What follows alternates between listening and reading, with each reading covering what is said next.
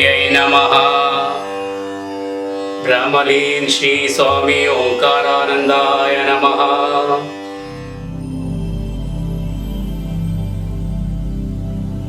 Today you are going to learn Bhagavad Gita chapter 18 Moksha Sannyasa Yoga shloka numbers 21 to 25.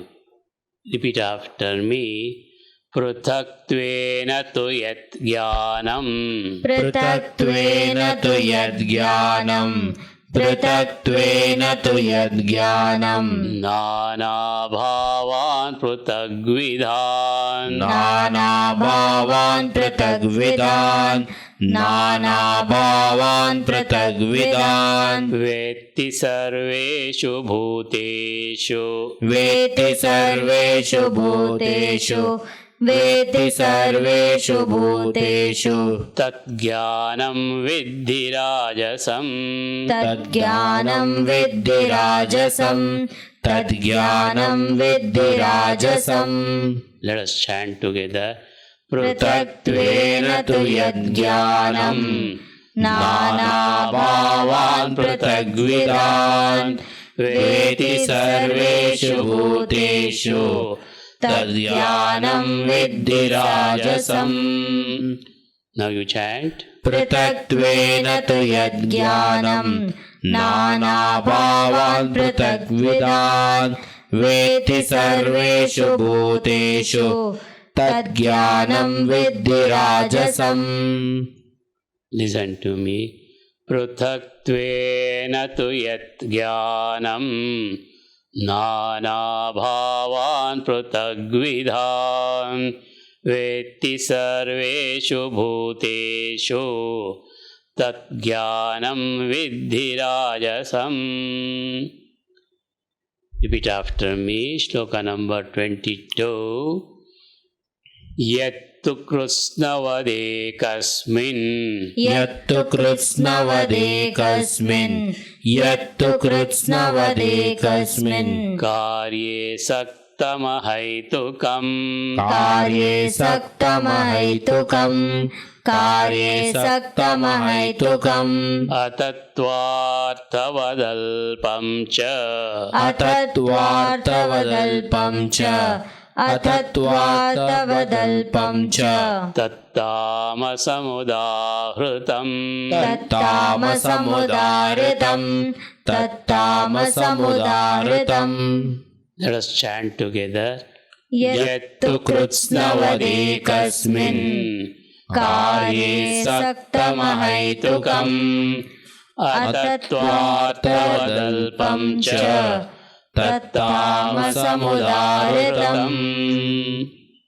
Now you chant. यत्तु कृत्स्नवदेकस्मिन् कार्ये सक्तमहैतुकम् अतत्त्वार्थवदल्पं च तत्तामसमुदाहृतम्. Listen to me.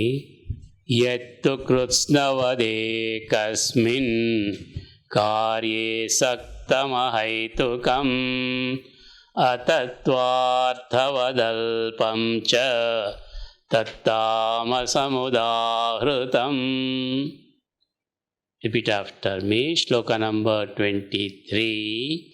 नियतं संगरहितं नियतं संगरहितं नियतं संगरहितं अरागद्वेषतः कृतं अरागद्वेषतः कृतं अरागद्वेषतः कृतं अफलप्रेप्सुना कर्म अफलप्रेप्सुना कर्म अफलप्रेप्सुना कर्म यत्तत्सात्विकमुच्यते यत्तत्सात्विकमुच्यते यत्तत्सात्विकमुच्यते.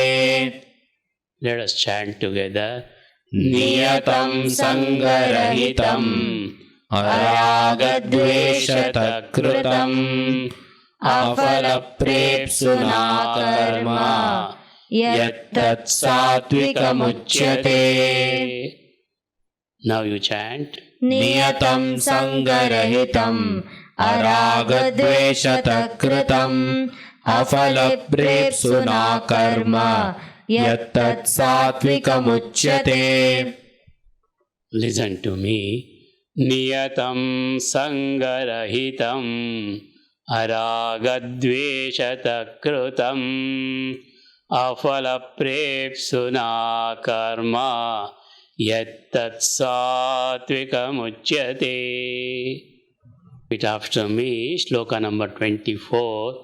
यत्तु कामेप्सुना कर्म यत्तु कामेप्सुना कर्म यत्तु कामेप्सुना कर्म साहंकारेण वा पुनः साहंकारेण वा पुनः साहंकारेण वा पुनः क्रियते बहुलायासं क्रियते बहुलायासं क्रियते बहुलायासं तद्राजसमुदाहृतं तद्राजसमुदाहृतं तद्राजसमुदाहृतं.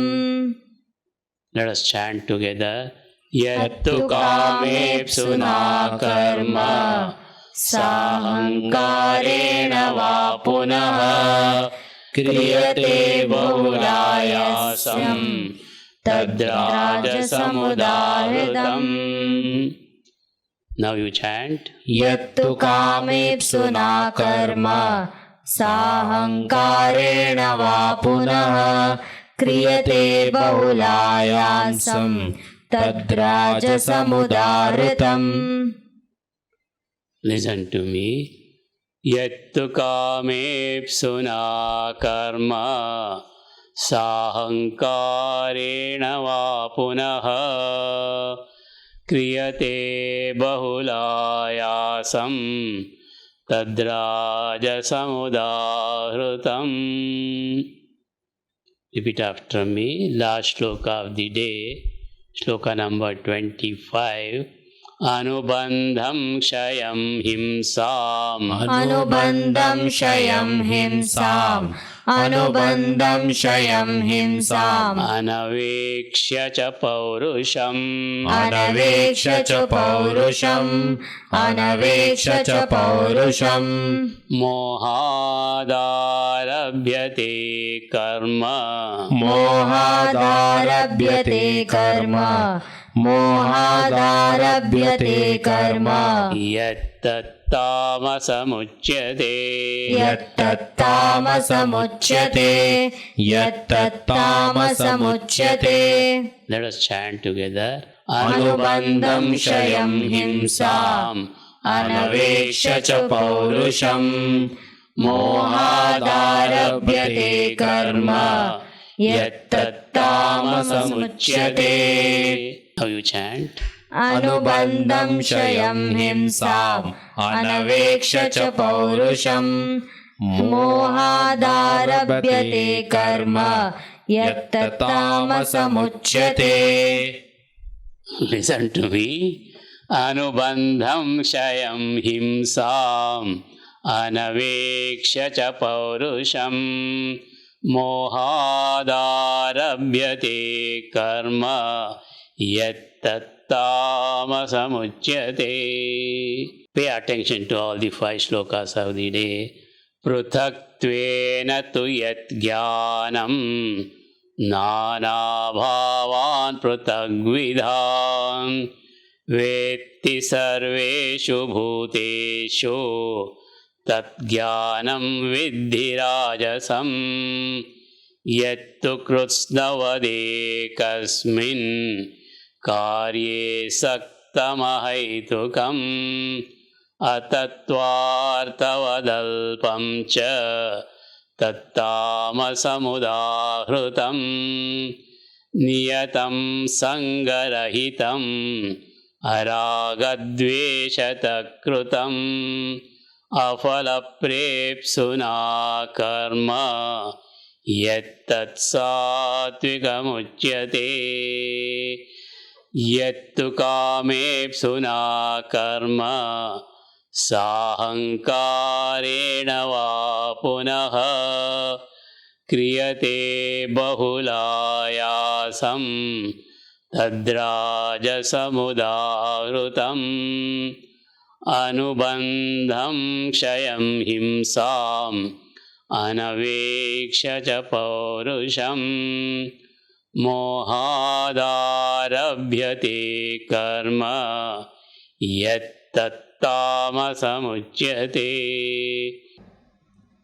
Knowledge, Rajasika. The knowledge by which one cognizes manifold forms in all beings, know that one to be of Rajasika. Knowledge, Tamasika. Again, that knowledge which clings to each one thing as if it were the whole, ignoring the true essence and is narrow, that is declared to be Tamasika. Actions, Satvika. That action which is done as ordained, without the sense of doership, seeking no returns, without any attachment and aversion, is called Satvika. Actions, Rajasika. But the action which is done by one who seeks to fulfill his desires with egoism, with much strain, and with conviction, that has been spoken of as Rajasika. Actions, Tamasika. That action which is undertaken through sheer ignorance, without regard to one's capacity and for the consequences, loss or injury, on the others or oneself, that is declared as Tamasika. परंतु जो ज्ञान अर्थात जिस ज्ञान के द्वारा मनुष्य संपूर्ण प्राणियों में अलग अलग रूप से अनेक भावों को अलग अलग जानता है, उस ज्ञान को तुम राजस समझो।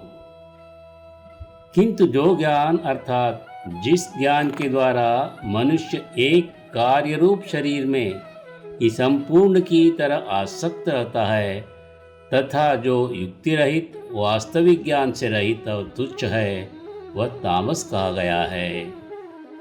जो कर्म शास्त्र विधि से नियत किया हुआ और कर्तृत्वाभिमान से रहित हो तथा फलेच्छा रहित मनुष्य के द्वारा बिना राग द्वेष के किया हो, वह सात्विक कहा जाता है। परंतु जो कर्म भोगों की इच्छा से अथवा अहंकार से और परिश्रम पूर्वक किया जाता है, वह राजस कहा गया है। जो कर्म परिणाम, हानि, हिंसा और सामर्थ्य को न देखकर मोहपूर्वक आरंभ किया जाता है, वह तामस कहा जाता है।